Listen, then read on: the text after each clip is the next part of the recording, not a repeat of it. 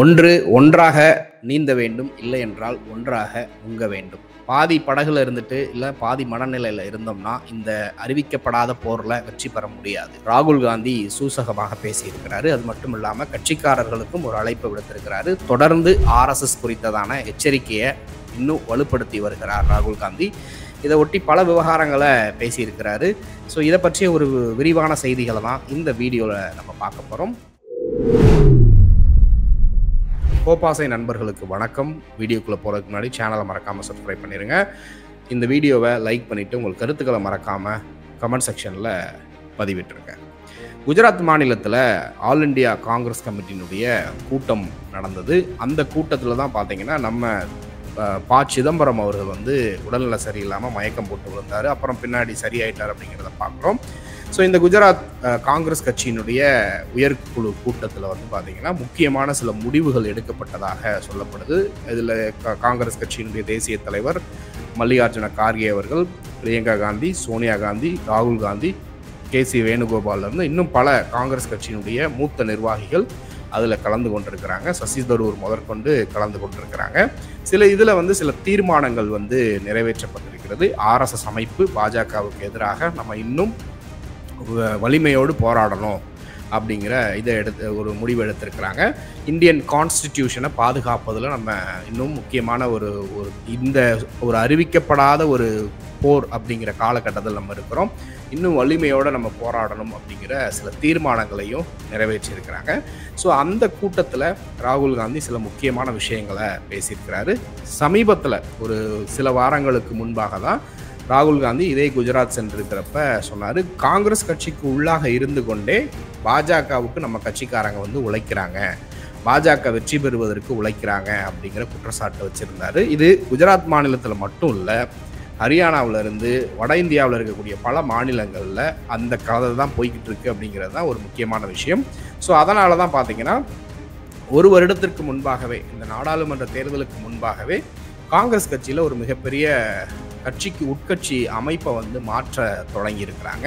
பல மாநிலங்களில் பார்த்தீங்கன்னா OBC பிரிவின வகுப்பை சார்ந்தவர்களுக்கு தலைவர் பதவி கொடுத்துருக்குறாங்க. குறிப்பாக இளம் வயதினருக்கு அந்த தலைவர் பதவி கொடுக்க ஆரம்பிச்சிருக்கிறாங்க. என்றைக்கு ராகுல் காந்தி சமூக நீதி அரசியலை பேச ஆரம்பித்தாரோ, சாதிவாரி கணக்கெடுப்பு எடுக்கணும், சாதிவாரி கணக்கெடுப்பை எடுத்து அதன் அடிப்படையில் பிரதிநிதித்துவம் உரிய முறையில் உரிமைகளோடு கொடுக்கப்பட வேண்டும் அப்படிங்கிற கூக்குரலை வைக்க ஆரம்பித்தாரோ, அன்றிலிருந்து கட்சிக்குள்ளாகவும் நாங்கள் அதை எக்ஸாம்பிளாக கொண்டு வர போகிறோம் அப்படிங்கிற நடைமுறையை பின்பற்ற தொடங்கினாங்க. ஸோ அதன் அடிப்படையில் மத்திய பிரதேசத்தில் பார்த்திங்கன்னா ஜிட்டு பட்வாரி அப்படிங்கிற ஒரு இளம் தலைவர் OBC பிரிவினரை சார்ந்தவரை கமல்நாத் தலைவர் பதவியிலிருந்து இறக்கிட்டு அவரை கொண்டு வந்ததை பார்க்குறோம். ஸோ இது மாதிரி பல மாநிலங்களில் 2ஆம் கட்ட தலைவர்கள், 3ஆம் கட்ட தலைவர்கள், மாநில துணை இணை தலைவர்கள், செயலாளர்கள் மற்றும் தலைவர்கள் போன்ற பல பதவிகளுக்கு SC ST OBC பிரிவினர் மக்களில் அதை ஒரு விகிதாச்சார அடிப்படையில் அந்த பதவிகளை உருவாக்குறாங்க. ஸோ இங்கே குஜராத்தில் இந்த AICC மாநாட்டில் தான் மிகப்பெரிய அளவில் ரெசல்யூஷன்லாம் பாஸ் பண்ணியிருக்கிறாங்க. ஸோ அதில் ராகுல் காந்தி சொன்ன சில முக்கியமான விஷயங்கள் இப்போ ஒரு முக்கியமான விவாத பொருளாக மாறி இருக்கிறது.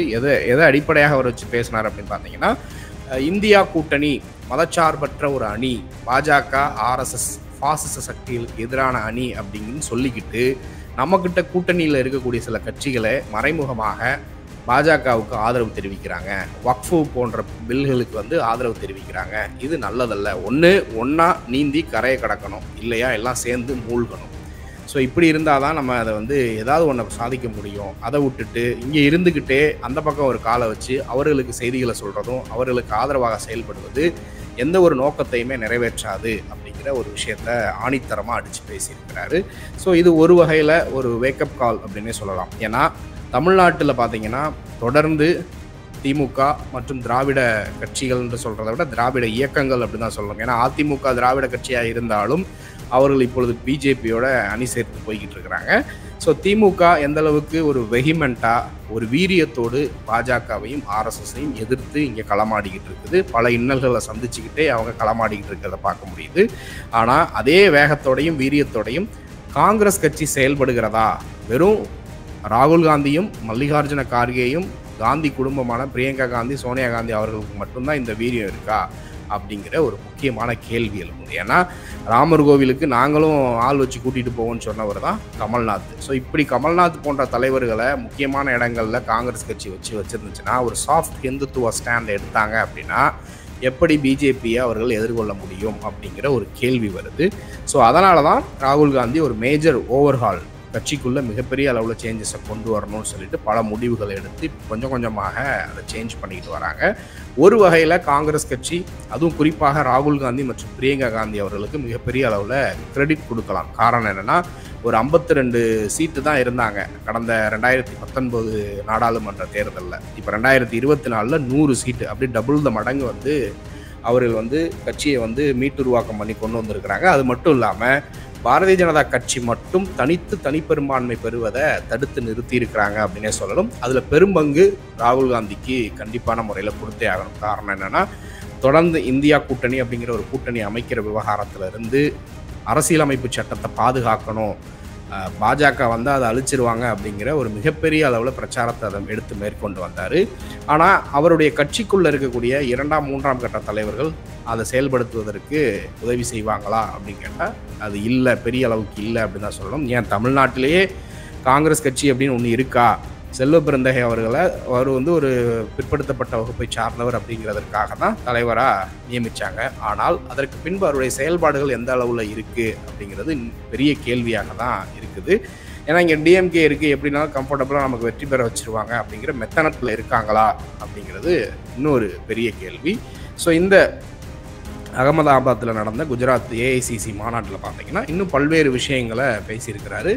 நானும் ஒரு ஹிந்து தான்,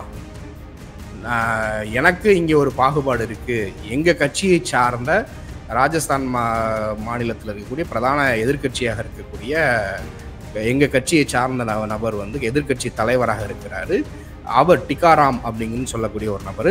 அவர் சமீபத்தில் ராஜஸ்தானில் ஒரு கோயிலுக்கு போகிறாரு. கோயிலுக்கு போய் வழிபட்டுட்டு வந்துட்டார். அவர் ஒரு தலித் சமுதாயத்தை சார்ந்தவர். அந்த கோயிலுக்கு போயிட்டு வந்துட்டாரு அப்படிங்கிறதுக்காகவே பாரதிய ஜனதா கட்சியை சார்ந்தவர்கள் கங்கை நீர் எடுத்துகிட்டு போய் அந்த கோவிலை கழுவுறாங்கன்னா இது எந்த விதத்தில் நியாயம்? நானுமே ஒரு ஹிந்து தான், ஆனால் என்னால் எல்லாத்தையும் செய்ய முடியாது. ஆனால் அவர்கள் எல்லாம் என்ன சொல்லுவாங்க, ஹிந்துக்களை எல்லாம் ஒன்றிணையுங்கள் அப்படின்னு சொல்கிறாங்க. ஸோ வாக்குக்கு மட்டும் ஹிந்துக்களாக யூஸ் பண்ணிவிட்டு மற்ற உரிமைகள் ஸ்லாக்கியங்கள்னு போய் நிற்கிறப்ப உங்களை ஹிந்துக்களாக பார்க்குறதில்ல, சனாதன தர்மத்தின் அடிப்படையில் உங்களை பார்க்குறாங்க. அங்கே நீங்கள் தலித் ஆயிடுவீங்க, அவங்க உயர் சாதி ஆயிடுவாங்க. இப்படி தான் இந்தியா இன்றைக்கி ஒரு படு மோசமான நிலைமையில் இருக்குது. ஸோ இது எல்லாத்தையும் எதிர்த்து தான் நம்ம போரிடணும் அப்படின்னு ராகுல் காந்தி ஒரு அழைப்பை விடுத்திருக்கிறாரு. அது மட்டும் இல்லாமல் இன்றைக்கு ஆர்எஸ்எஸ் அமைப்பு இன்றைக்கி இருக்கிறதுக்கு காரணம் என்ன? இவர்கள் காங்கிரஸ் கட்சியை எதிர்த்து தொடங்கின, காங்கிரஸ் பேரியக்கத்தை எதிர்த்து தொடங்கின இயக்கம்தான். இந்த வருடம் 100 ஆண்டுகளை கொண்டாட போகிறாங்க. அவர்களுடைய இன்ஃப்ளூயன்ஸ்னால இன்றைக்கி இருக்கக்கூடிய எல்லா அமைப்புகள்லையும், நீதிமன்றமாக இருக்கட்டும், காவல்துறையாக இருக்கட்டும், எல்லா அரசு அமைப்புகள்லையும் இந்த ஆர்எஸ்எஸ் அமைப்பை சார்ந்தவர்கள் ஊடுருவி இருக்கிறாங்க. எப்படி வெள்ளைக்காரர்களை எதிர்த்து காங்கிரஸ் பேரியக்கம் பெரிய அளவுக்கு மூவ்மெண்ட்டாக தொடங்கி அது வெற்றி பெற்றுச்சோ, இன்றைக்கு அந்த மாதிரியான ஒரு காலகட்டத்துக்குள்ளே நம்ம நுழைஞ்சிருக்கிறோம் அப்படின்னு அறைகூவல் விடுத்திருக்கிறாரு.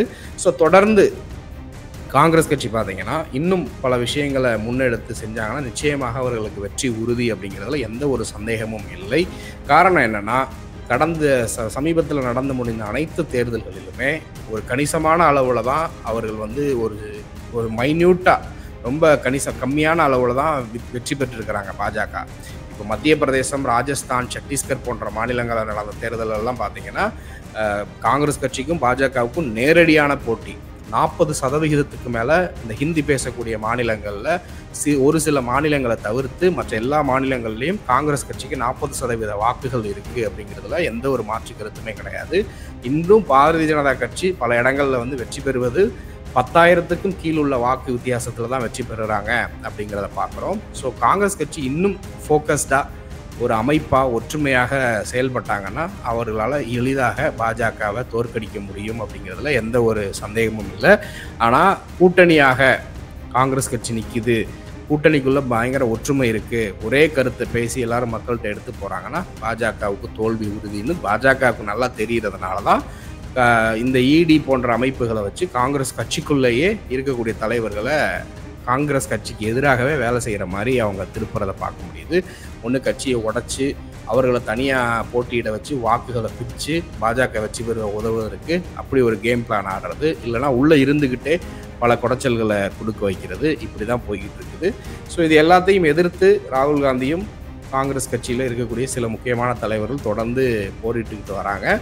ஆனால் காங்கிரஸ் கட்சி ஒட்டுமொத்தமாக எல்லாரும் ஒன்றிணைந்து செயல்பட்டாங்க அப்படின்னா, இன்னும் செயல்பட வேண்டிய விதத்தில் வீரியமாக செயல்பட்டாங்கன்னா வெற்றி ரொம்ப பக்கத்தில் தான் இருக்குது காங்கிரஸ் கட்சிக்கு அப்படிங்கிறத பார்க்குறோம். வெறும் தேர்தல் நேரத்தில் மட்டும் களத்துக்கு செயல்படாமல் தொடர்ந்து ஒரு இயக்கமாக செயல்பட்டாங்க அப்படின்னா நிச்சயமாக இந்தியாவில் அந்த குடியரசு ஜனநாயகம் அப்படிங்கிறது நிலைநிறுத்தப்படும் அப்படிங்கிறது எந்த சந்தேகமும் இல்லை. ஸோ தொடர்ந்து இதை குறித்து பேசலாம். இதை குறித்து நீங்கள் என்ன நினைக்கிறீங்கன்ற மறக்காமல் கமெண்ட்டில் சொல்லுங்கள். நன்றி.